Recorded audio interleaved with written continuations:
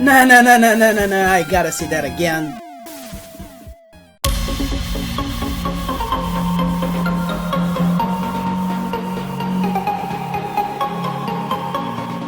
The game starts with a dark and sinister night, and looking just at this little bit of the beginning, you'd think this might be a good horror game. The colors ain't natural, but they don't look fake, it's more like they are supernatural.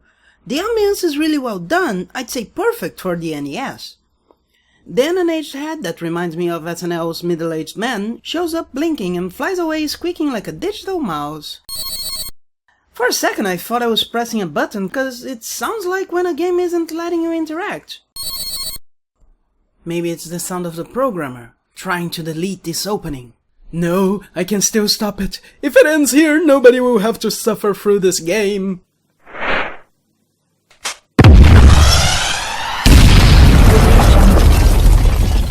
Samurai Zombie Nation is a game from 1990 in which you control the spectral form of Namakubi, and that means freshly severed head in Japanese. And if you go on Jimbring and check the kanji used for this word, the idea of neck is associated with that of life, genuine, or birth. Yay! For some reason the kanji for neck is also used as a counter for songs and poems. It's one of those things that make you think. As a song I play, crowd pays attention. Heads are gonna roll. Yay! 2 thumbs up! 3 necks out of 5! The story is that Namakubi wakes up because an apparently innocent meteorite fell on the Nevada desert. But no! It is actually dark seeds. K! I mean, really? This name was created for the American version. Namakubi, we really need your help. A villain has planted itself in the Nevada desert and is using electromagnetic waves to control all the major weapons. He transformed people into zombies. Look, that man from outer space. He's controlling jets and cannons that fire Makankosapo. I love Dragon Ball Z. The whole United States are full of zombies. I love walking that tube. Oh, he stole some samurai sword named Shura. Sure? Why didn't you say so? I'd better chew some gum so I don't have any bad breath. Well, this is the game. And it's not the huge number of shots that catches your eye. And that's a problem because you have to avoid fireballs passing by walls of fire that take huge chunks of the screen. Nope, not even the insanity of octopuses going up buildings and zombie snipers pissing fire swastikas at you. No, what really gets your attention is you. You're not just a flying head, you're a giant head flying around, attacking your enemies with infinite eyes and gum and destroying pretty much every building on your way. Now, talking about the game itself, I didn't think I was going to say that, but it's not as bad as people say. It's a shooter and its fame for being difficult is well deserved. But it took a long time for me to decide it was too difficult to continue. This might have to do with a few things that I noticed that I never heard anybody talk about. First, you don't actually have to destroy the buildings. But if you do, you may find survivors asking for help. And need them. They are the items and they make you shoot more and faster. And with that in mind, this shot looks more and more like a brain to me. The more people you rescue, the more shots you fire, and the more shots you fire, the easier it is to shoot something before it throws 5 fireballs your way or just kamikazes into you. And since all stages are higher than the screen shows, it's easy for enemies to accumulate.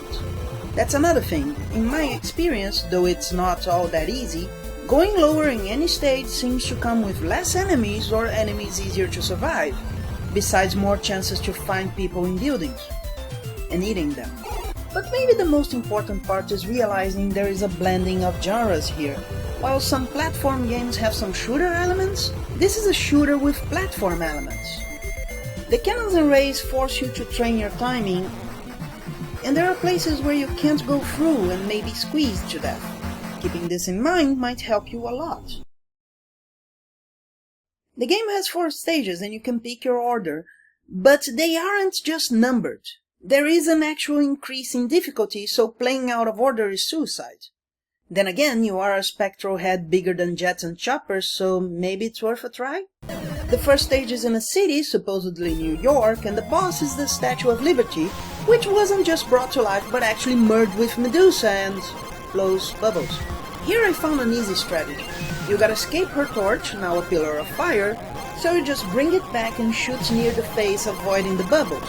The torch comes back, you avoid it, bring the torch back and repeat. When I finally got to level 2, I was actually happy.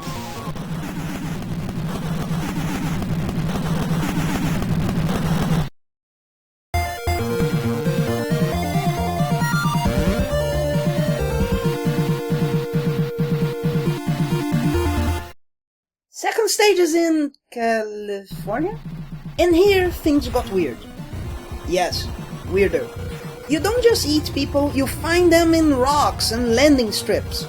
I like the waterfalls pushing you down, but with serpents going up and down the water easily, firing and even staying atop the water in weight? Yeah. Still, I did get to the boss. A gigantic barbarian. Really gigantic, cause he's half the size of the Statue of Liberty's face. And so heavy his legs break every other second. He also has axes that ricochet all around, they can't touch you. Or, ouch. And I can't beat him. Here it got really clear that the difficulty isn't random, which makes the stage selection not only useless, but literally a bad idea. However, even following in order, this difficulty is a form of padding. Still a common practice, instead of creating more hours of gaming to make the experience longer, game makers force the player to do the same thing over and over, be it by repeating the same thing a number of times, be it by increasing the difficulty like they do here. Because saying it is bigger always sounds good, but we know when it's fake. First stage, in Texas, presents an industrial city and, for some reason, a factory so large that your enemies are around your size, and so amazing that they have pipes you can't destroy. After destroying cement, buildings, mountains. Besides, they have these things that remind me of the treasure in Pitfall. I know it's a bar of silver or gold, but it changes color, so when I saw a green one, I thought it was uranium. And here, these things flying around kill you as much as the laser or axes, so yeah, it's uranium. In this one I didn't even get to the boss, but somewhere in the Dakotas, there is a place even worse. Place I call the Cave of Impossible. Bats everywhere, grasshoppers flying around, which in fact are spiders. A kind of dragon you can't destroy right in the beginning of the stage. Two groups of gringos that can't be destroyed and kill you almost as much as the radiation or the lasers. No, it isn't fair for a game to make you go through something like that after you go through so many stages. My honor must be satisfied. Optical magnetized light vacuum sword! What was that? I can sense someone's presence.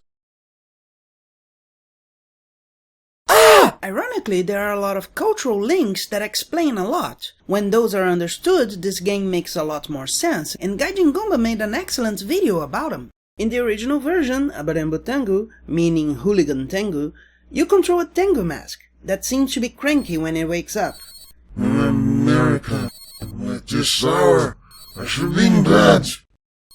Tengus are those creatures with a red face and a long nose that are seen as a sign of incoming war. Yep. For some more irony, you can see on Jinbring that Abarembo means hooligan, but also means roughneck. Roughneck. Roughneck.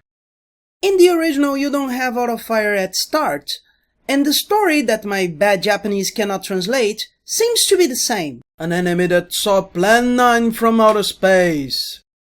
Besides changing the name, changing the opening screen, and of course the enemy being called Eva?